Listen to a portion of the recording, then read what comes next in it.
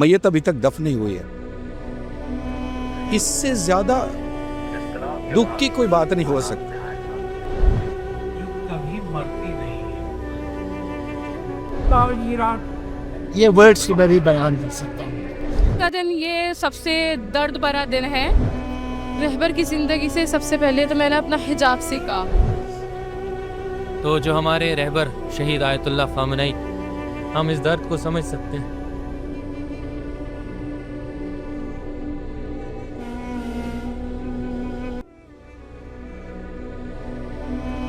अस्सलाम वालेकुम। तो आज हम आए हैं ईरान कल्चर हाउस दिल्ली में। यहाँ पे आज रहबर मुअज़्ज़म आयतुल्लाह सईद अली खामनई जो कि शहीद है, उनके लिए 40वीं की मजलिस रखी गई है। और आज यहाँ पे दूर दूर से लोग आए हैं, बड़े बड़े उलमा आए हैं और तमाम ज़ाकिरीन आए हैं। चलिए चलते हैं, लोगों से जानते हैं कि आज के दिन के बारे में क्या सोचते हैं और हमारे रहबर के 40वीं की मजलिस में उनकी शिरकत करने का क्या मतलब है। उनका वो आलिम दीन जिसने न जाने कितने यतीमों को पाला, पूरी दुनिया में जिसने इस्लाम का, दीन का, विलायत का, अहले बैत का परचम बुलंद किया, आज उसका बेटा रहबर है और उसके बावजूद मजलूमियत देखिए कि मैयत अभी तक दफन नहीं हुई है। इससे ज्यादा दुख की कोई बात नहीं हो सकती। ये वर्ड्स की मैं भी बयान कर सकता हूँ। देखिए, ये एक ऐसा वक्त है कि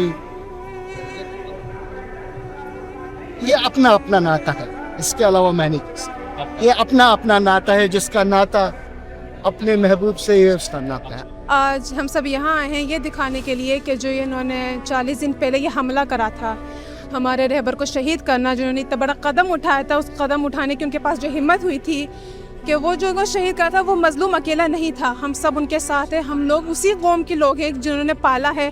हम वही बच्चे हैं कि जो ईरान में हम रोज़ नमाज के बाद वही दुआ करते थे कि हमारी जानें, हमारे ख़ानदान की जानें, हमारी जान, माल, औलाद, नफ्स सब उस पर शहीद हो जाए। और उसको शहीद करके जो उन्होंने कदम उठाया है, जो उन्होंने ये हमला करा था, उसी का ख़िलाफ़ करने हम लोग यहाँ आए हैं, अपने रहबर का साथ देने के लिए। आज का दिन मेरे लिए बहुत ज़रूरी है। ये गैदरिंग रहबर खामनई साहब का 40वां के लिए रखी गई है और आज का दिन ये सबसे दर्द भरा दिन है। और हम खामनई साहब को याद करते हैं कि यहाँ पे तिलावत कुरान, मजलिस अज़ा का यहाँ पे एहतमाम किया गया है। तो अभी मजलिस का आगाज़ होने वाला है और ब्लड डोनेशन चल रही है। जाते हैं, देखते हैं कि ये लोग क्या फीलिंग्स लेकर यहाँ पे ब्लड डोनेट कर रहे हैं।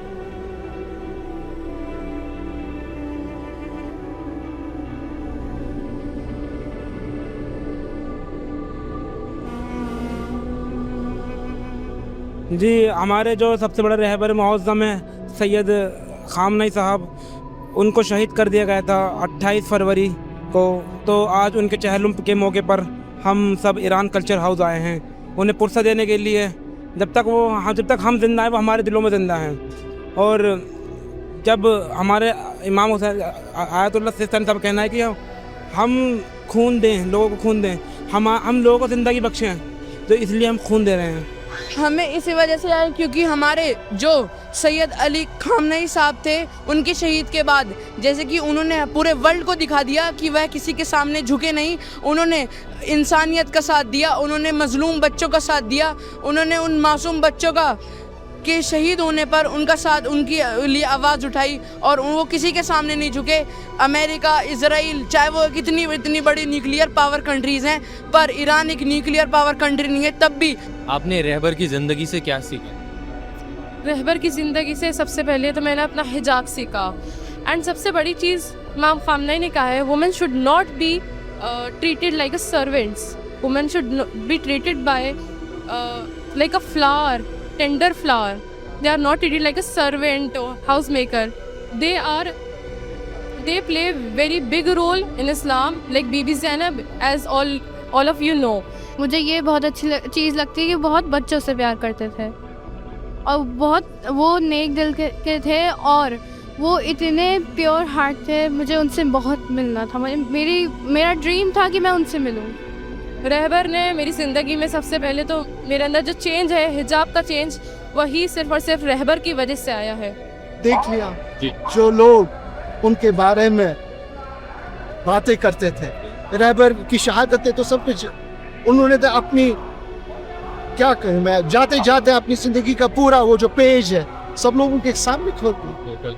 जो लोग बातें करते थे, जो लोग पैसों की बातें करते थे, जो लोग बाकी चीजों की बातें करते थे, खामनेई साहब चोज वेयर टू डाई। ये हर एक के बस की बात नहीं है।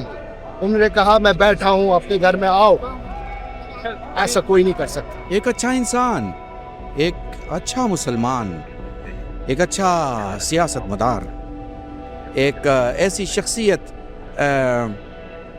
जो दुनिया को देख रहा है, आखिरत को देख रहा है, खुदा और रसूल की दुनिया को देख रहा है, इंसानों को देख रहा है, मजलूमों को देख रहा है, और उसने अपने लिए ज़िंदगी नहीं चुनी, उसने अपने लिए शहादत चुनी।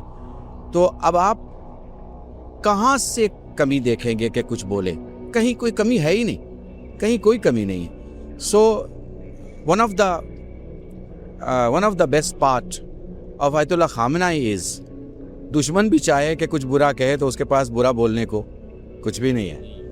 और देखो ना, जिन्होंने अपना खून ईरान की ज़मीन में अपनी मिट्टी के लिए, अपने फ्यूचर के जवानों के लिए, आज के ईरान के लिए, कल के शियों के लिए, आज के शियों के लिए, जिसने अपना खून दिया, आज की कंडीशन पता है क्या है? आज उनके नाम पे लोग खून दे रहे हैं ताकि दिल्ली के अस्पतालों में जब खून की कमी हो तो खामनेई के चेहलों में जमा हुए लोगों के खून उन्हें मुफ्त दिए जाए। He was not Shia Sunni. He was above all these things. I know that. He loved India. अब हमने क्या किया वो खुदा ही जानता है। जो हमें करना चाहिए था इनके लिए हम मुकस्सिर रहे हैं, लेकिन ऊपर वाला देख रहा है सबका हिसाब। खामनेई साहब से मतलब बहुत इंस्पायर चीज़ें मिली हैं, बहुत कुछ सीखा है हमने, बट मेरी एक ख्वाहिश थी उनके पीछे नमाज पढ़ने की, बट वो अधूरी रह गई है। रहबर की ज़िंदगी से बस यही सीखा है कि अपनी पूरी ज़िंदगी पर इस्लाम पर वक्फ कर दो। वो ऐसी थे, उनकी जान, इसकी ज़िंदगी ऐसी थी, उनके हर एक स्पीच यही था कि तुम जान कुर्बान कर दो। अगर तुम बच्चे हो, अगर तुम नौजवान हो तो किसी नौजवान जान कुर्बान कर सकते हैं। पढ़ाई करके तुम कैसे इस्लाम के काम आ सकते हो, बूढ़े हो तो कैसे इस्लाम के काम आ सकते हो। तो अपनी पूरी ज़िंदगी इस्लाम पर वक्फ कर दो, जान इस्लाम को दे दो अपनी। उनकी ज़िंदगी में आपको क्या चीज़ें पसंद? तो वो खुद पसंद थे जी, मतलब उनका जो लाइफ स्टाइल था, उनकी मुस्कुराहट पसंद थी जी।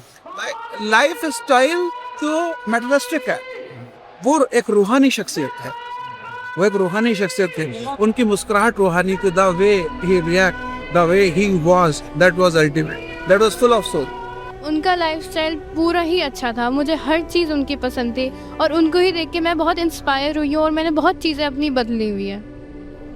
मतलब क्या कहें हम कि बच्चों के स्कूल, पहले तो जो शहीद हमारे आयतुल्लाह के मतलब ऊपर बम गिराए गए, वो का जहाँ अल्लाह जहाँ भी वो खुश हैं, जन्नत में हैं, बट हमारे दिल को एक तसल्ली है कि वो शहीद हुआ। वो 84 साल के थे, तो उनका कहना था कि मैं चाहता हूँ मैं शहीद हूँ, मैं एक अस्पताल पर मतलब अस्पताल पर ना मर जाऊँ, मैं चाहता हूँ शहीद हूँ। अल्लाह ने उनकी सुनी, उन्हें शहीद का दर्जा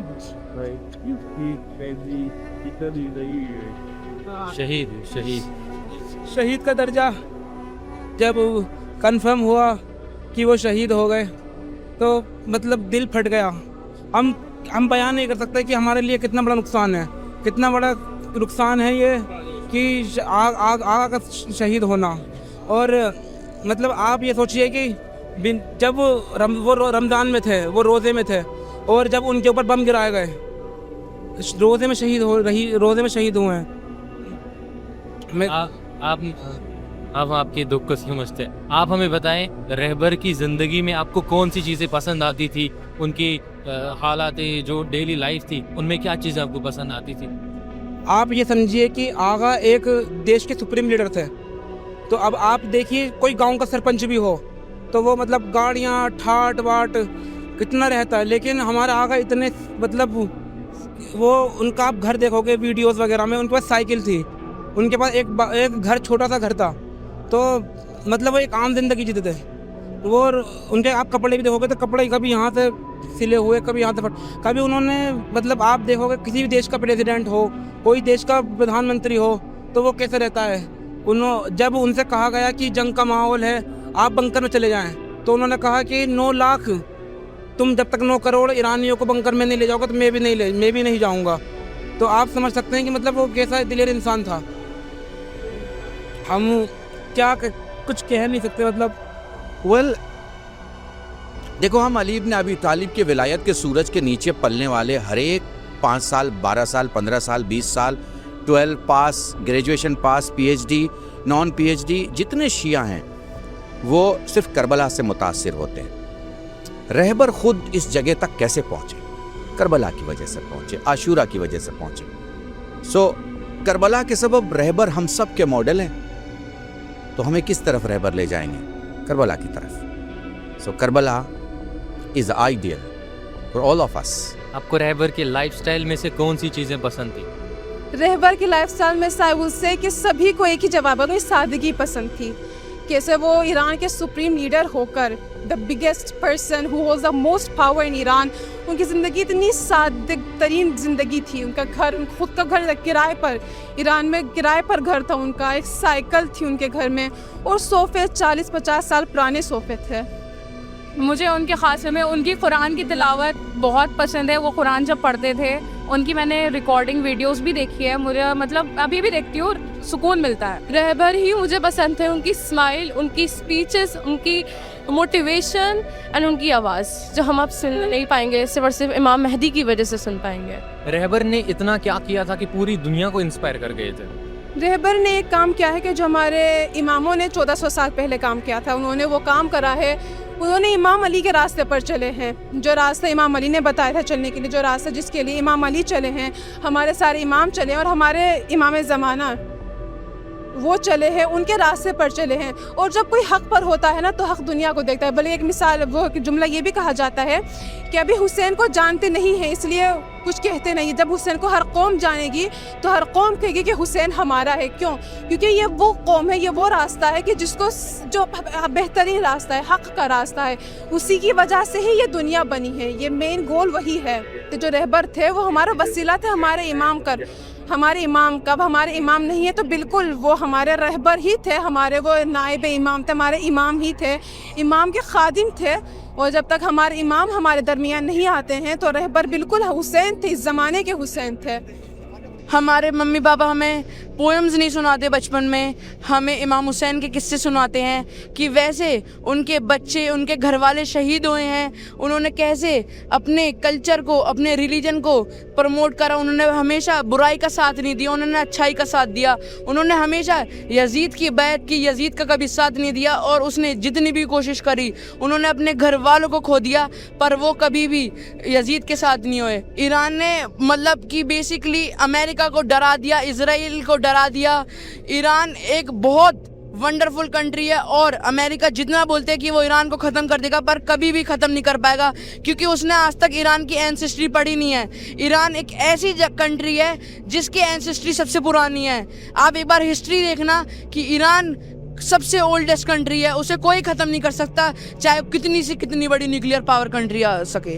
It is not being about the Hindu, Muslim. It is being about the humanity. It is about being he was warrior. He was warrior, and the way he was, that was ultimate. हम जो भी लोग, चाहे उसमें शिया, सुन्नी, सरदार, बौद्ध, इसी मैं सच बात कर रहा हूँ, कश्मीर में हमारे सुन्नी भाइयों ने, बॉम्बे में हिंदू भाइयों ने, गुजरात में हिंदू भाइयों ने, सबने पैसा दिया। क्यों? क्योंकि उनको पता था कि ये जंग जायज़ है, ईरान को हमें सपोर्ट करना है, क्योंकि ये हक और बातिल की जंग है। लोग जिसने समझा कि हक कहाँ पर है, हक की तरफ लोगों ने अपनी जान दी, पैसे की कौन सी। कि आप बताएं, जो करंट सिचुएशन है, आपको क्या लगता है ईरान आगे किसकी तरफ बढ़ रहा है? ईरान तो मतलब दाद देनी पड़ेगी इस चीज़ को कि ईरान किसी के साथ नहीं है। ईरान खुद अपनी हिम्मत पे ये सब काम कर रहा है, और ये जो सब लेबनान पे हुआ है एकदम से, मतलब बहुत दुख भरा है, बहुत दुख भरा। तो देखा आपने कि कैसे यहाँ पे लोग आए थे विदाउट सीइंग द रिलीजन कि मैं सुन्नी हूँ, मैं शिया हूँ, मैं हिंदू हूँ, मैं सिख हूँ, लेकिन रहबर के लिए यहाँ पे हर एक आया था अपने इमोशंस लेकर, अपने सेंटिमेंट्स लेकर। चाहे फिर किसी ने यहाँ पे ब्लड डोनेट किया, किसी ने अपने साथ नियाज लाया, तबर्रुक लाया, बहुत सारे लोगों ने यहाँ पे बुक्स डिस्ट्रीब्यूट की, यहाँ पे मैगजीन्स डिस्ट्रीब्यूट की, वो भी फ्री में। तो बहुत सारे इमोशंस लेकर आए थे यहाँ पे लोग। और आपसे बस यहीं पे रुखसत लेते हैं इस वीडियो से। उम्मीद है आप लोगों को पसंद आई होगी और हमें कमेंट्स में बताएं आपके लिए इस वीडियो में खास पार्ट क्या था। सो मिलते हैं आपसे अगले वीडियो में, तब तक के लिए खुदा हाफिज़।